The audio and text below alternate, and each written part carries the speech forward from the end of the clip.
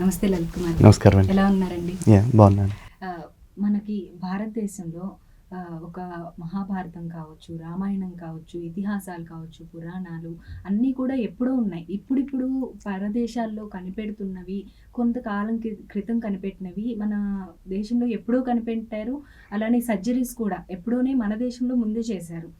కాకపోతే ఇప్పుడు ఉన్న వాళ్ళకి ఇవన్నీ కూడా పెద్దగా తెలీదు. ఇక ముందు భారత్‌ని విశ్వగురువుగా మనం చూడబోతున్నామంటారా? భారత్ ఎప్పుడు విశ్వగురువేనండి. ఈరోజు భారత్ గురుత్వాన్ని మిగతా దేశాలు కావచ్చు, కొన్ని మతాలు కావచ్చు అంగీకరించకపోవచ్చు. అంగీకరించకపోయినా సరే భారతే ముమ్మాటికి ప్రపంచానికి గురువు. భారత్ మాత్రమే ప్రపంచానికి పూజ గది. ఎందుకంటే కొన్ని లక్షల సంవత్సరాల నుంచి కూడా ప్రపంచం అంతా కూడా భోగాల్లో మునుగుతూ ఉంటే ఆ ప్రపంచం అంతా బాగుండాలని భారతదేశం యజ్ఞాలు, యాగాలు, తపస్సులు చేశారు ఇక్కడ ఋషులు. అంటే వాళ్ళందరూ సుఖపడుతుంటే మనం ఎందుకు ముక్కు మూసుకుని అడవుల్లో కూర్చోవాలి, మనం ఎందుకు ఆహారం అనేసి గాలి భోంచేస్తూ బతకాలి అని ఇక్కడ ఏ ఋషి అనుకోలే. ఎప్పుడు కూడా సర్వేషాం స్వస్తిర్భవతి, సర్వేషాం శాంతిర్భవతి, సర్వేషాం పూర్ణం భవతి, సర్వేషాం మంగళం భవతి అంటూ అందరూ బాగుండాలని కోరుకున్నారు తప్ప హిందువులు బాగుండాలి లేకపోతే హిందూ దేవుళ్ళని నమ్మిన వాళ్ళే బాగుండాలని ఎప్పుడూ అనుకోలేదు. ఈ రోజున ప్రపంచవ్యాప్తంగా ఎన్ని దేశాలున్నా మరి భారత్లోనే ఎందుకు జరిగింది అంటే అది భారతదేశపు గొప్పతనం. ఈరోజు ఒక ఇల్లు కట్టుకుంటారు, ఒక 100 బెడ్రూమ్లు కట్టుకుంటారు. 100 బెడ్రూమ్లు కట్టుకుని ఒక పూజ గది కట్టుకుంటారు. ఆ ఒక పూజ గదిలో కూర్చుని ఈ 100 గదుల్లో ఉంటున్న బంధుమిత్రులు అందరూ బాగుండాలని కోరుకుంటాం కదా. అలాగే ప్రపంచంలో ఎన్ని దేశాలు ఉన్నా ఒక్క భారతదేశంలోనే ప్రపంచం మొత్తం బాగుండాలని కోరుకున్నారు. అందుకే భారతదేశాన్ని ప్రపంచానికి పూజ గది అంటారు. మరి ఆ పూజ గదిలో కూర్చుని మీరు అందరూ బాగుండాలని మార్గదర్శనం చేసే దాన్ని గురువుగా ఇంకేమంటారు?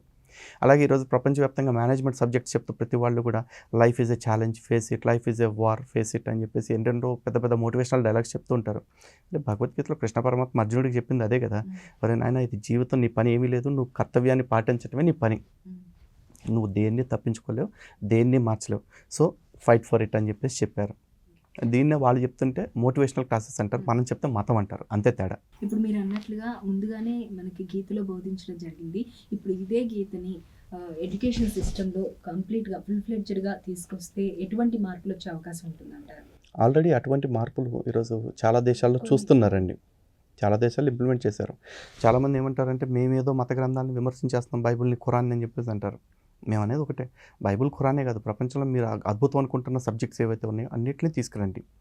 హిందూ గ్రంథాల్లో లేని మంచి ఏదన్నా ఉంటే చూపించండి, కొత్తగా ఏదన్నా ఉంటే. అరే ప్రపంచంలో ఏది చెప్పినా సరే హిందూ గ్రంథాల్లో మిగిలిన తర్వాతే చెప్తున్నారు. మీరు హిందూ గ్రంథాల్లో నుంచి వచ్చిందాన్ని చెప్తారు. అందుకే కదా చాలా కాన్ఫిడెంట్గా హిందువులు చెప్పే మాట వ్యాసోచ్చిష్టం జగత్ సర్వం అని చెప్తారు. Thank you so much. ధన్యవాదాలండి. నమస్తే. ఇది ఇవాల్టి ఇంటర్వ్యూ. ఇటువంటి ఇంటర్వ్యూస్ ఇంకా మరెన్నో ఆంధ్రప్రభలో మనం చూడొచ్చు. Thank you so much. Keep watching Andhraprabha.